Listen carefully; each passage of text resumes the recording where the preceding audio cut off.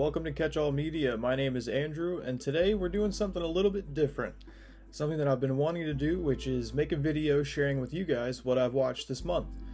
This won't be everything, and I did watch some stuff off of streaming. I might talk about that as well. But I have about 11 titles physically that I want to share with you guys, so that's what we're going to do today. Alright, to start off, we're talking about two releases from 88 Films. The first one being Legendary Weapons of China. I watched this one probably about 2 weeks ago, so it's been a little bit, but this one was so much fun. It was crazy, very hectic. The plot's kind of like all over the place. It makes sense, but it's a little bit convoluted. But let's be honest, the action here is why you're watching it, and the action in these 88 Films releases are always superb.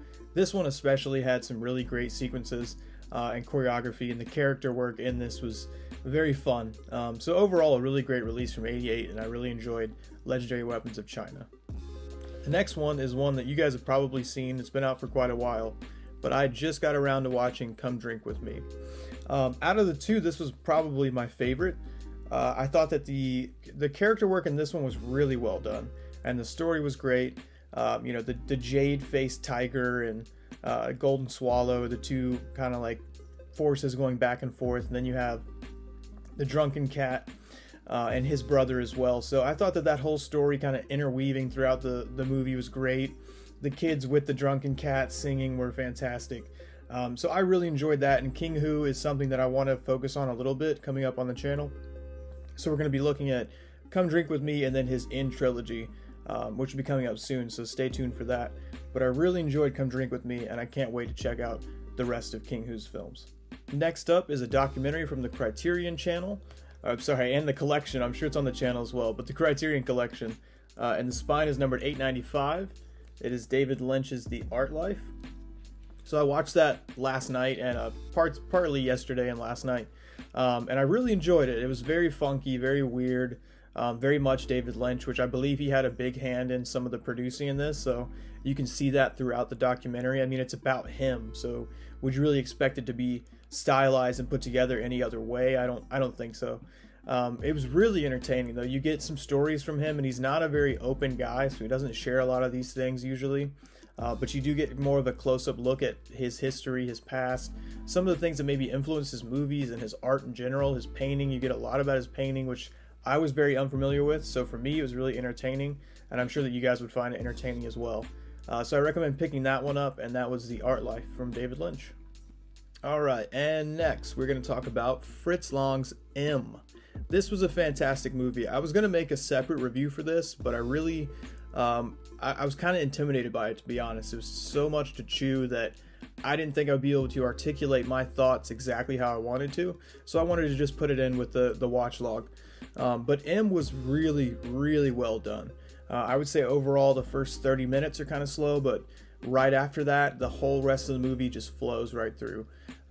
Peter Lorre in this is fantastic, and the story and the way the questions that this story makes you ask towards the end, there's a great scene, and if you've seen it, you'll know what I'm talking about, and if you haven't seen it, I'm not going to expand on that just because I don't want to ruin anything.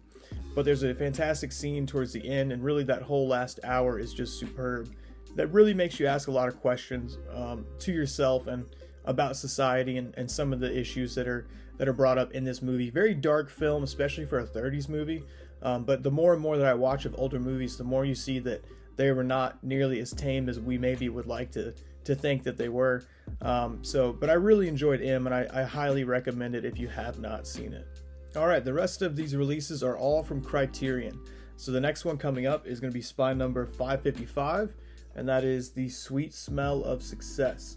And this one was directed by Alexander McKendrick. So this one was a whole lot of fun. It is a noir, and it has Burt Lancaster and Tony Curtis in it in the two lead roles. And I thought that they played off of each other really well. I thought that the story in this one was pretty good. The pacing was pretty good.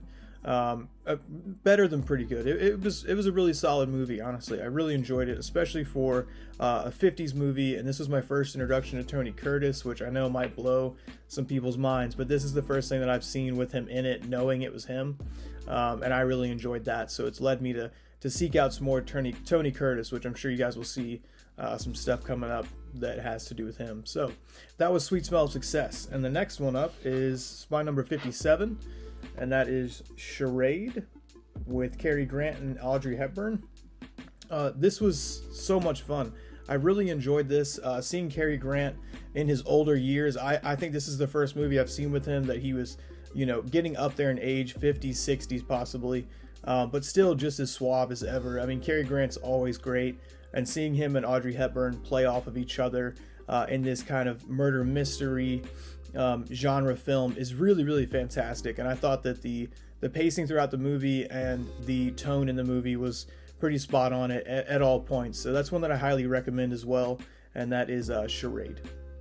These last four are some heavy hitters, so we'll probably go ahead and get into these a little bit more than we have the rest of them, especially because I want to delve a little bit further into these specifically.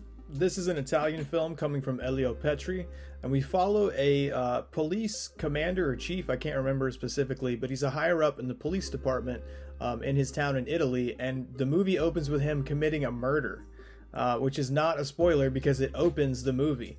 And then you follow this whole movie and we get the background to what happened here, who this woman is, what her relationship is to him, and we really see this man's mental state deteriorate as this movie goes on, and it's really intriguing to watch.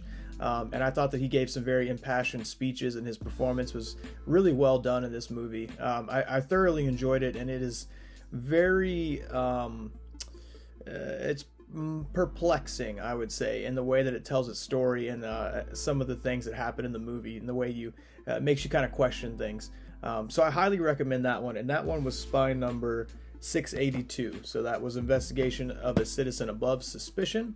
And moving on to our next one is going to be spine number 306, and that is Le Samurai. I'm trying to get the glare off of here, guys, but Le Samurai was directed by Jean-Pierre Melville, and it is starring Alain Delon.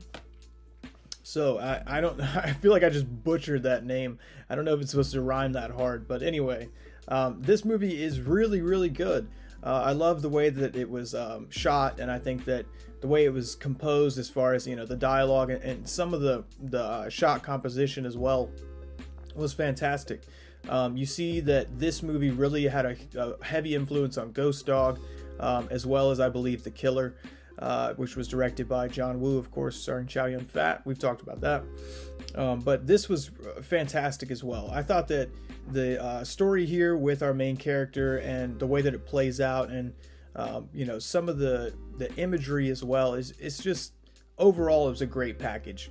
And I thoroughly enjoyed watching this. I'm really having a great time going back and watching some of these older French and Italian films, and Le Samurai is no different.